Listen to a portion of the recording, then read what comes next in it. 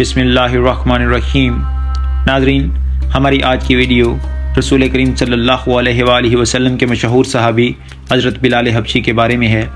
حضرت بلال حبشی رسول کریم صلی اللہ علیہ وآلہ وسلم کے مشہور صحابی تھے اور رسول کریم صلی اللہ علیہ وآلہ وسلم نے انہیں مؤذن بنایا تھا۔ سفر و حضر میں آپ رسول کریم صلی اللہ علیہ وآلہ وسلم کے ساتھ رہتے تھے۔ آپ بہت ہی مشہور صحابی تھے اور آپ کے والد کا نام رباح ہے اور آپ حبشہ کے رہنے والے تھے اور مکہ مکرمہ میں ایک کافر امیہ بن خلف کے غلام تھے۔ اسی حال میں آپ مسلمان ہو گئے اور امیہ بن خلف نے آپ کو بہت ستایا اور آپ پر بڑے بڑے ظلم و ستم کے پہاڑ توڑے، مگر آپ رضی اللہ تعالی عنہ پہاڑ کی طرح اسلام پر ڈٹے رہے اور حضرت ابو بکر صدیق رضی اللہ تعالی عنہ نے ایک کثیر رقم اور ایک غلام دے کر ان کو امیہ بن خلف سے خرید لیا۔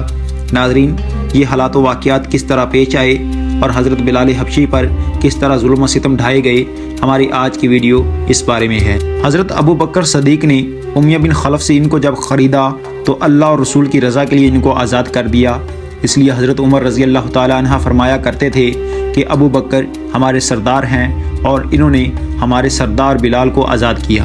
خدا کی شان کہ جنگ بدر میں امیہ بن خلف کو حضرت بلال رضی اللہ تعالی عنہ نے چند انصاریوں کی مدد سے قتل کیا اور تمام اسلام کی جہادوں میں مجاہدانہ شان کے ساتھ جہاد فرماتے رہے اور مسجد نبوی کے مؤذن بھی رہے۔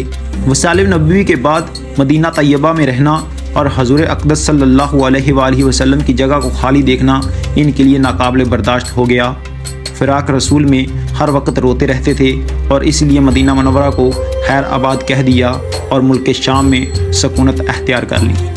پھر 20 میں 63 برس کی عمر پا کر شہر دمشق میں وفات پائی اور باب الصغیر قبرستان میں مدفون ہوئے، اور بعض مورخین کا قول ہے کہ آپ کی وفات شہر حلب میں ہوئی اور باب العربین میں آپ کی قبر مبارک بنائی گئی۔ آپ صورت ظاہری کے لحاظ سے تو ایک سیاہ فام حبشی تھے، یعنی کہ آپ کا رنگ کالا تھا، تاہم آئینہ دل شفاف تھا۔ حضرت بلال رضی اللہ تعالی عنہ کی جو ذاتی حالت تھی، اس کے لحاظ سے وہ اور بھی اس ناموس جفا کے شکار ہوئے۔ گناہ کو مصائب اور طرح طرح کے مظالم سے ان کے استقلال و استقامت کی آزمائش ہوئی۔ تپتی ہوئی ریت، جلتی ہوئی سنگریزوں اور دہکتے ہوئے انگاروں پر لٹکائے گئے۔ مشرکین کے لڑکوں نے گلے مبارک میں رسیاں ڈال کر بازیچہ اطفال بنایا، لیکن ان تمام رخ افرسا آزمائشوں کے باوجود توحید کی رسی مضبوطی سے تھامی رکھی اور ان کو نہ چھوڑا۔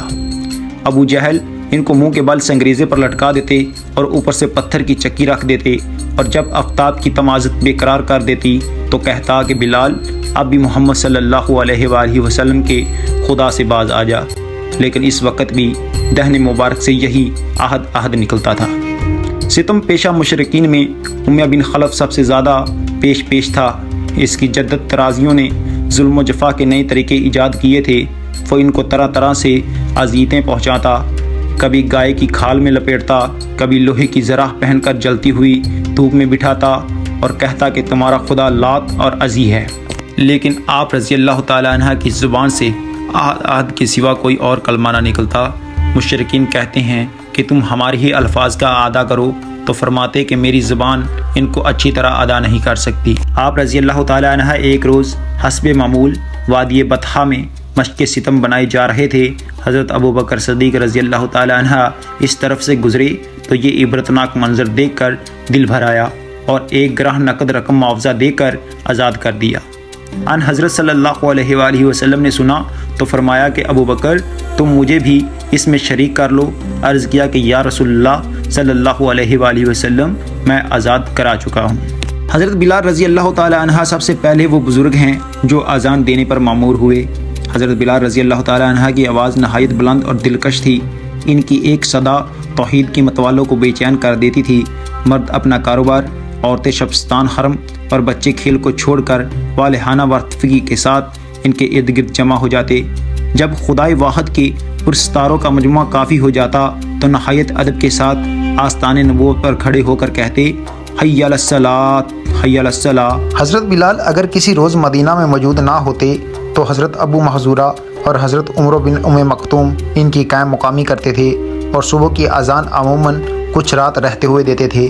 یہی وجہ ہے کہ صبح کے وقت 2 اذانیں مقرر کی گئی تھیں۔ آخری اذان حضرت عمر بن مکتوم دیتے تھے، چونکہ وہ نبینا تھے اس لیے ان کو وقت کا پتہ نہ تھا۔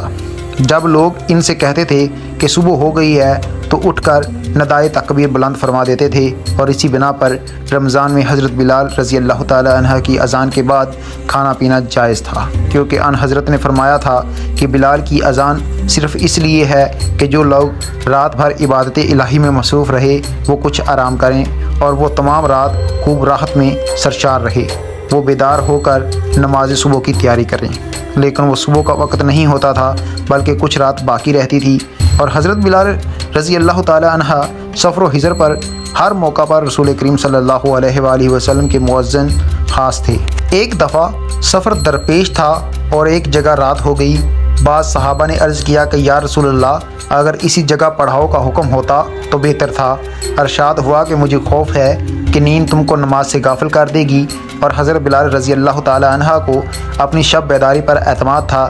انہوں نے بڑھ کر ذمہ لیا کہ وہ سب کو بیدار کریں گے۔ غرض پڑھاؤ کا حکم ہوا اور سب لوگ مشغول راحت ہوئے، یعنی کہ آرام کرنے لگے، تو حضرت بلال رضی اللہ تعالی عنہ نے مزید احتیاط کے ساتھ پوری رات جاگنے کا ارادہ کر لیا اور رات پر اپنے گجاوا پر ٹیک لگائے بیٹھے رہے۔ لیکن اتفاقاً وقت اس حالت میں بھی آنکھ لگ گئی اور ایسی غفلت طاری ہوئی کہ طلوع آفتاب تک ہوشیار نہ ہو سکے۔ ان حضرت صلی اللہ علیہ وآلہ وسلم نے خواب راہ سے بیدار ہو کر سب سے پہلے ان کو پکارا اور فرمایا کہ بلال رضی اللہ تعالی عنہ، تمہاری ذمہ داری کیا ہوئی ہے؟ عرض کیا کہ یا رسول اللہ، آج کچھ ایسی غفلت طاری ہوئی ہے کہ مجھے کبھی ایسا اتفاق نہیں ہوا تھا۔